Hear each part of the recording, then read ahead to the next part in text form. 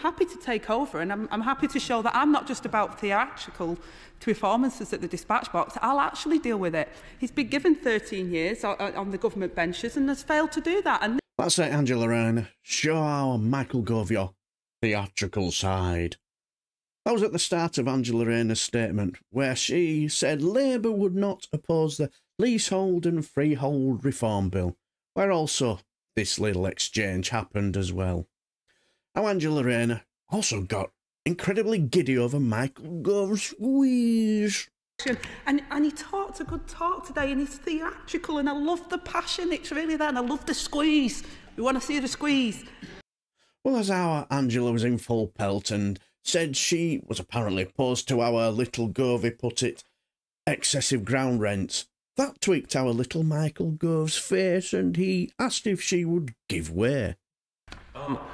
She's made it clear that from the dispatch box that she opposes excessive ground rents. Can she explain then why, at the Labour Party conference, the Labour leader made it clear that he would get new houses built by creating, quotes, attractive investment products which had residential ground rents at their heart?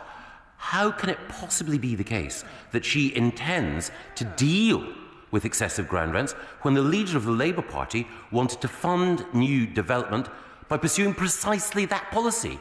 Which is it? Against them or for them?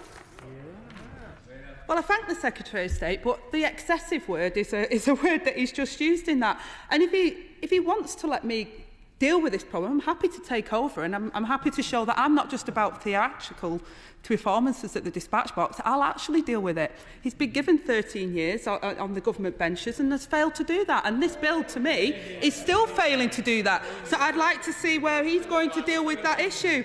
To be honest, didn't really answer the question, and she just went on with her statement after that. But just wondered whether maybe on this subject there's a little air of disagreement between Angela Rayner and Keir Starmer on this. He's for it and Rayner isn't. Who knows? But just an interesting exchange, I thought. Now, as someone who's never had experience in these matters, I don't really have a dog in this race, if I'm honest on this subject. But if you do, let me know down below, my friends, what you think.